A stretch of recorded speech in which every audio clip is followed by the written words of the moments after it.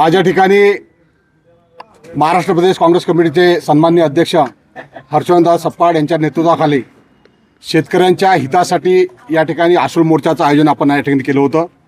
आपण पाहिलं असेल, या ठिकाणी 15 दिवसापासून शेतकऱ्यांना त्या ठिकाणी डिझेल त्या ठिकाणी मिळत नाही. शेतकऱ्यांच्या 15 दिवसावर पेरणी आली, खताची जी दरवाढ झालेली आहे भरमसाठ, ती दरवाढ त्या ठिकाणी कमी झाली पाहिजेत. त्याचबरोबर नीटच्या परीक्षेमध्ये असंख्य लाखो विद्यार्थ्यांचं त्या ठिकाणी नुकसान झालं, परंतु आजही त्या ठिकाणी जे शिक्षण मंत्री असेल, जे जबाबदार लोक आहेत, ते मोकाट त्या ठिकाणी फिरून राहिलेले आहेत. त्यांचासुद्धा त्या ठिकाणी राजीनामा झाला पाहिजे. शेतकऱ्यांची जी कर्जमाफी आहे प्रामुख्यानं, ती कर्जमाफी या सरकारने अटी आणि शर्तीच्या अटी ठेवून त्या ठिकाणी ती कर्जमाफी होऊ घातलेली आहे.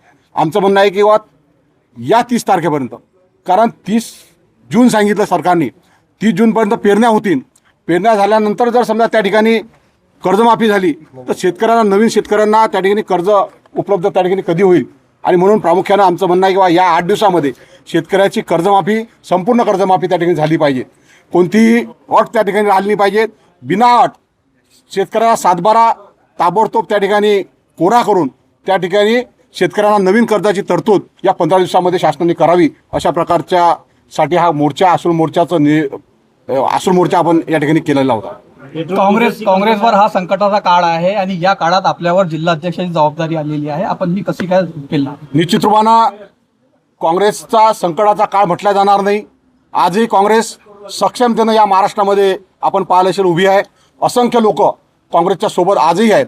आणि थोडंफार ठीक आहे, राजकारणामध्ये ह्या गोष्टी चालणार आहेत, चढ उतार हे चालणार आहेत. आज सत्ता त्यांची जरी असेल तर भविष्यामध्ये काँग्रेसची सत्ता या महाराष्ट्रामध्ये येणार आहे. या जिल्ह्यामध्ये संपूर्ण जिल्हा हा काँग्रेसमध्ये झाल्याशिवाय राहणार नाही. एकीकडे पेट्रोल डिझेल मिळत नसल्याची ओरड केली जाते, मात्र आज आपल्या मोर्चा दरम्यान शेकडो वाहनं दिसली, डिझेल मिळते असं दिसतं. वाहनं काही लोकांनी मोटरसायकल आणल्या असतील, एका वाहना म्हणजे तुम्ही जे म्हणता बैलगाडीचा मोर्चा होता, वाहनं त्या मोर्चामध्ये नसतील. मला असं वाटतं की आपण ते पाहिलं नसेल, मोर्चामध्ये वाहनं नव्हते. नाही, आज मोर्चासाठी आलेल्या लोकांना गाड्या घेऊन आले, त्याच्यानंतर कार्यकर्त्यांना गाड्यामधून आणण्यात आलं. आज आपण पाहिलं असेल किंवा 200 किलोमीटर म्हणजे सोनाळा जर आपण धरलं तर 150 किलोमीटरचं अंतर आहे. तिथून शेतकरी तर काही पायदल येणार नाही ना. आणि मग काही प्रमाणात तर त्या ठिकाणी वाहनं येतीलच ना. तुम्ही आम्हाला प्रश्न विचारल्यापेक्षा या ठिकाणचे आमदार किती गाड्या होत्या तुम्हीच पाहिलं ना. या ठिकाणचे जे खासदार आहेत, सन्माननीय मंत्री आहेत, त्यांच्या कार्यक्रमाला किती लोक होते.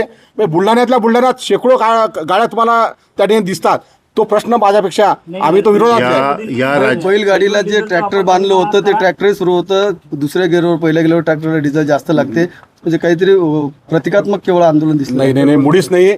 म्हणजे ट्रॅक्टर बंद होतं आणि बैलगाडीनेच ते ट्रॅक्टर ओढलं गेलं. आणि तुम्हालाही सांगतो की कसं आहे की बैल किती वेळ ओढतील म्हणून तो ट्रॅक्टर चालू होतं ते. कार्यकर्ते बैल किती वेळ ओढतो, कार्यकर्त्यांनी ढकललं मागून. परंतु काही गोष्टी, आता तुम्ही सर्वच गोष्टी जर समजा एक नकारात्मक जर भूमिका तुम्ही घेत असाल तर मी सांगतो की त्या म्हणजे एवढ्या उन्हाच्या मोर्चामध्ये त्या ठिकाणी लोक त्या ठिकाणी येऊन राहिलेले आहेत. उन्हामध्ये शेतकऱ्यांचा असंतोष त्या ठिकाणी आहे. केंद्रित करून देऊ इच्छितो की परवाच्या दिवशी आपल्या राज्याचे जलसंधारण मंत्री यवतमाळमध्ये आपण पाहिलं असतील की चॉपरमध्ये त्या ठिकाणी गेले आणि उतरल्यानंतर त्या ठिकाणी 20 ते 25 गाड्यांचा मागं ताफा होता. तर माझी आपल्याला विनंती आहे की आपण या गोष्टीकडे लक्ष वेधलं पाहिजे की राज्यातला एक मंत्री जर आजही चॉपरनी फिरतोय आणि त्या ठिकाणी मोदींनी आवाहन केलेलं आहे की कुणी गाड्या वापरू नये, कुणी आपलं हे हेलिकॉप्टरमध्ये फिरू नये, पण त्याला तिलांजली देऊन हे मंत्री जर हेलिकॉप्टर आणि एवढ्या 20-20 गाड्यांच्या ताफा मागं घेऊन जर फिरत असतील तर मी म्हणतो आज जर शेतकऱ्यांप्रती या ठिकाणी आमचे शेतकरी बांधव जर गाड्या घोड्यातनं या ठिकाणी आले आहे तर ते त्यांच्या न्याय हक्कासाठी या ठिकाणी आलेलं आहे. त्यांना जे काही सरकारप्रती त्यांच्या मनामध्ये जो रोष आहे तो व्यक्त करण्याकरता ते या ठिकाणी आज आले. त्याही बातम्या चालवल्या होत्या. बिलकुल, मी म्हणतो या देशाचे पंतप्रधानांनी जर आव्हान केलं आहे, जर मुख्यमंत्र्यांनी आव्हान केलं आहे आणि मुख्यमंत्र्यांनी आव्हान करून सुद्धा त्यांच्या मंत्रिमंडळातले मंत्रीच जर हेलिकॉप्टरमध्ये जर फिरत असतील तर निश्चित मुख्यमंत्र्यांनी त्यांचा राजीनामा घेतला पाहिजे. आपण सर्व उन्हात होतात. 42-43 डिग्री सेल्सिअस सध्या तापमान आहे. अनेक शेतकरी बांधव आपल्या मागण्यांसाठी रस्त्यावर आले, पण काँग्रेसचेच काही नेते या मोर्चा दरम्यान कुठेही दिसले नाही. एसीच्या गाडीमध्ये दिवसभर बसलेले दिसले. नाही, असं काही नाही. आज सगळेच्या सगळे काँग्रेसचे जे पदाधिकारी आणि नेते इथं काही विश्वजित नावाची गाडी उभी होती. नाही, मला सांगा एक मिनिट. काँग्रेसचे सर्व नेते आज आमच्या सर्व सोबत होते. एखाद्याचं आता जर वय जास्त असेल किंवा एखाद्या प्रकृतीमुळे जर कोणी पायी आलं नसेल तर ते गाडीमध्ये आले असतील तर त्यात गैर काही नाही. कारण काहींची तब्येत नीट नसते, काहींना काही अडचणी असतात चालायच्या. तर त्यामुळं निश्चित काँग्रेसचे सगळे लोक एकसंघ आहेत, सर्व पदाधिकारी एकसंघ आहे. आणि आज प्रकाश पाटलांनी जो चार्ज घेतलेला आहे, सर्वजण त्यांच्या पाठीशी या जिल्ह्यातली काँग्रेस एक संघ होऊन या आजच्या आक्रोश मोर्चामध्ये सामील झाली. मागण्यांची पूर्तता न झाल्यास पुढचा काय नेमकी भूमिका असणार आहे? निश्चित ही जी मागणी केलेली आहे, निश्चित शासनानं याकडे लक्ष द्यावं. नाही तर येणाऱ्या 22 तारखेला जे पावसाळी अधिवेशन आहे, त्या पावसाळी अधिवेशनामध्ये सुद्धा आम्ही हे सगळे प्रश्न सरकारसमोर त्या ठिकाणी ठेवणार आहे. कारण आपल्याला कल्पना आहे या राज्यामध्ये जे आपण म्हणतो की जे वर्षभर मुलं मेहनत करतात, ज्यांचे आई वडील आपलं घर बार सोडून मुलांसाठी नाही त्या ठिकाणी जातात, ट्युशन क्लासेस लावतात, कोटा असेल, औरंगाबाद असेल, लातूर असेल, अशा ठिकाणी जाऊन आई बाप आपल्या मुलांसाठी स्वप्न पाहतात की माझा मुलगा हा भविष्यामध्ये डॉक्टर व्हायला पाहिजे. आणि ही पहिली वेळ नाही हा पेपर फुटण्याचा. आपल्याला माहिती आहे मागच्या 2 वर्षापूर्वीसुद्धा हा पेपर फुटला होता. दरवेळेस नीटमध्ये घोटाळा सुरू आहे. म्हणून आम्ही त्या ठिकाणी आमचे या देशाचे विरोधी पक्ष नेते राहुलजी गांधी आमचे नेते यांनी मागणी केलेली आहे की या मंत्र्यांनी तात्काळ राजीनामा दिला पाहिजे. आणि ही मागणी निश्चित पावसाळी अधिवेशनामध्ये सुद्धा रेटण्यात येईल. ही जनता आज महागाईमुळे होरपळली जाते. या देशामध्ये ही महागाई जी आणली आहे ती मोदी सरकारने आणलेली आहे. आज देशामध्ये पेट्रोल, डिझेल, गॅसपासून सगळ्या गोष्टींचा तुटवडा निर्माण झालेला आहे. हा कुणामुळे झाला आहे? हा मोदी सरकारच्या चुकीच्या धोरणांमुळे झालेला आहे. मोदी इकडे सांगतात पेट्रोल वाचवा, डिझेल वाचवा, तेल वाचवा. ही दुर्दैवी वेळ देशावर आणलेली आहे, ती पंतप्रधान मोदींनी आणलेली आहे. या सरकारच्या विरोधात आज हजारो लोक रस्त्यावर उतरलेले आहेत. ते कशाने आले? इथं पत्रकार विचारतात की ते गाडीने आले, कसे आले? त्यांनी पायी यावं असं वाटत होतं तुम्हाला? बिलकुल नाही. माझं तर म्हणणं आहे काय हरकत नाही. गाडीने आणले तरी कशामुळे आले? ते रोष व्यक्त करायला आलेत की आज डिझेल पेट्रोलचा तुटवडा देशामध्ये निर्माण झालाय, तो मोदीमुळे झालाय. आणि त्या मोदीच्या विरोधात, त्या भाजप सरकारच्या विरोधात आज हा मोर्चा होता, हे आंदोलन होतं.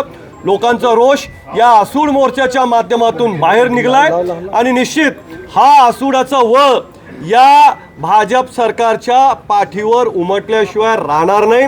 मोदी, फडणवीस पासून या सगळ्यांना हा देश सोडून जावं लागणार आहे एक दिवस. हा प्रचंड रोष या जनतेला कॉक्रोच म्हणणाऱ्या या सरकारच्या विरोधातला हा रोष आहे. आणि निश्चित ही परिस्थिती ज्या सरकारने आणली आहे तिचा आम्ही धिक्कार करतोय, तिचा आम्ही निषेध करतोय. आणि मोदी म्हणताय की पेट्रोल डिझेल कमी प्रमाणात वापरा, तुम्ही त्यांचं आव्हान मानत नाही? नाही, निश्चित आम्ही उलट त्या विरोधात आहोत की ही परिस्थिती ज्या सरकारने आणली आहे त्या सरकारने सुरुवात केली पाहिजे. पहिले त्यांनी हे पहिले पाळलं पाहिजे.